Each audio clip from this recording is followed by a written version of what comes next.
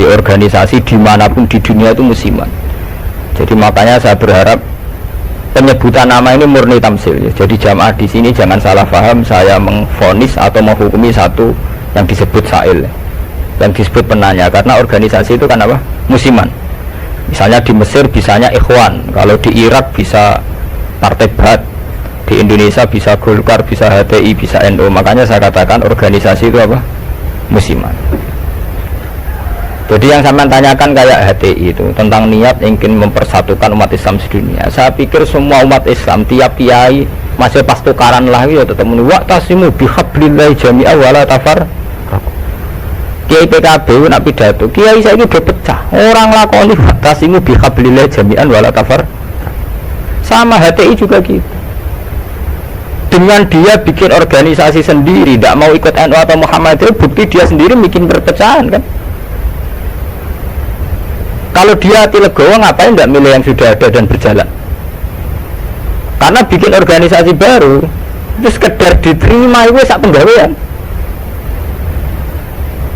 Gamane cara Jawa krungu liyane NU be Muhammadiyah wis jinjo. Wis napa? Jinjo mergo gak populer. Kurang hebatnya FPI. FPI itu dipimpin oleh seorang Habib yang misinya jelas nahi mungkar. Itu di Jakarta juga ada kuat besar. Kalau niat baik semua umat Islam sedunia punya niat baik semua. Tapi pada level teknis atau kefiyah apa mungkin? Paling banter sebatas niat. Lembut sampai saya penggali. Di Indonesia menurut kula pribadi, kula nu cocok cara ditakoki pangeran hak ke organisasi mopo, kula hanya milih di antara dua, NU atau Muhammadiyah. Untuk konteks Indonesia loh. Karena secara umum Rasulullah ngendikan bahwa kamu harus mengikuti al-jamaah fa inna yadawahi ma'al jamaah. Karena bikin yang baru-baru malah bingung kan. Setiap orang karena punya klaim fahamnya sendiri kemudian bikin ada HTI, ada jamaah tabligh, ada DI itu semua kan karena dari kekecewaan itu. Tiap kecewa enggak? Nanti pengajian tafsir ya gitu. Makanya saya pakai Jalalain. Lain itu sudah ada pakai Jalalain. Kajian gini di UGM, di ZUI, di UI itu sudah pakai Quran langsung. Ya ini kayak MTA itu majelis tafsir Al-Quran itu. Ya fahamnya macam-macam. Wong MTA teng Solo ini konten sing darani asu itu tidak apa-apa anjing. Karena di Quran yang diharamkan hanya jalan. Jadi sampean jangan terjebak. Sampean sebagai orang modern jangan terjebak. Kalau niat itu baik semua.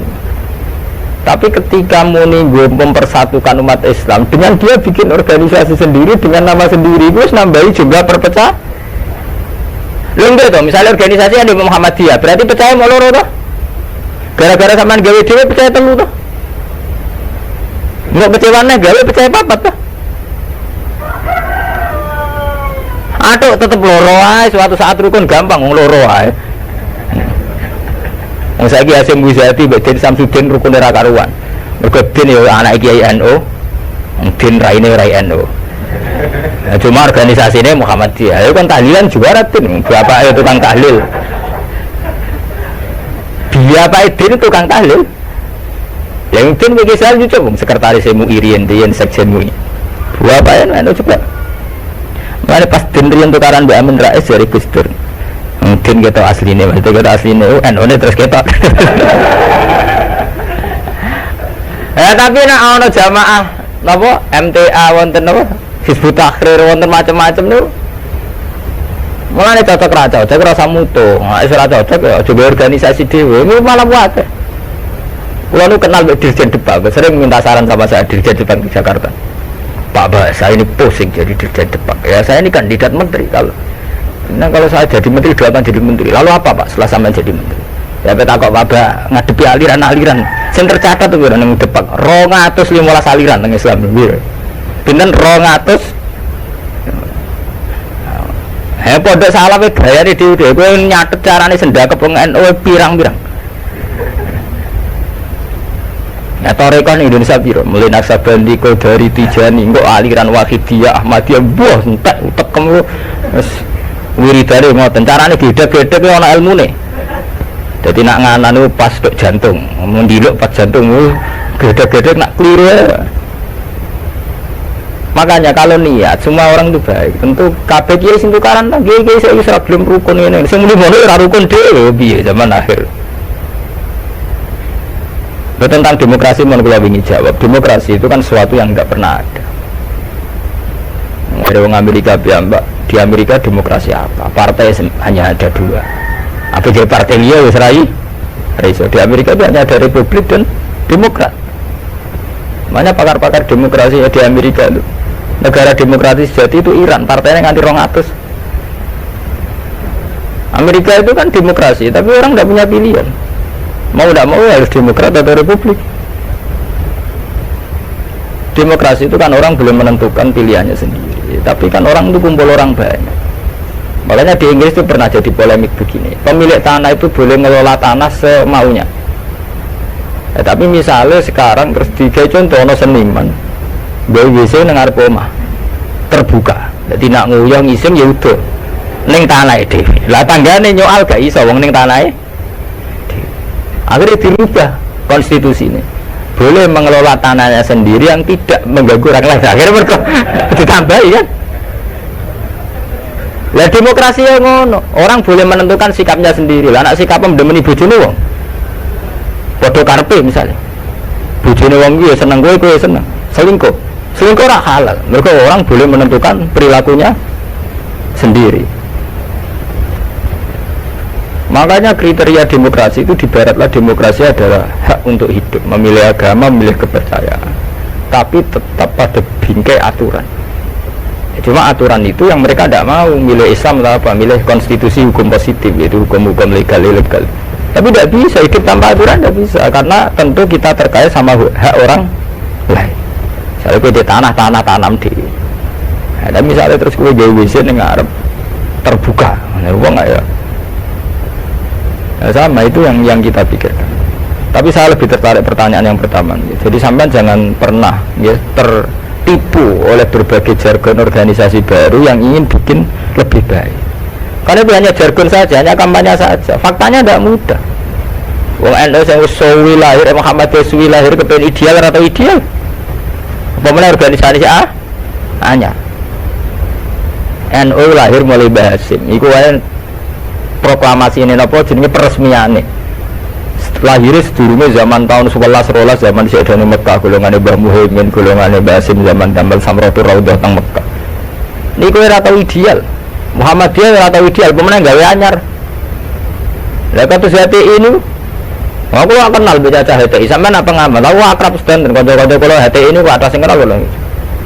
Genane wanita-wanita HTI iku demo pro poligami. Mergo dekne risau poligami kok disoal zaman rame-rame agim poligami akeh demo anti poligami. Lha iku perempuan hati iku demo pro napa? Poligami. Nggo nunjukno nek syariat Islam olehno poligami. Tapi ditakoki wartan. Apa betul ibu ikhlas kalau suaminya berpoligami? Ya ora siap tenan. Urusane pernah. Wong Islam kabeh tentang poligami itu kan murni perasaan saja. Artinya wong wedok nentang. Nah cara aku rasa ditentang ora kuat. Mbok olehno ora kuat. Ya sampean poligami mulai dhisik nanti tak roh nak halal. Tetep ora poligami kan butuh dana bareng kan. Butuh dana rasa dilarang enggak. Yang jelas ngoten nggih. Organisasi itu masalah musiman. Di Mesir itu karena kecewa dengan partai pemerintah juga ada Ikhwanul Muslimin. Nanti di Mekah juga sekarang mulai banyak organisasi kepercayaan itu mulai kuat. Jadi Arab sendiri juga banyak perpecahan. Indonesia nggih sama.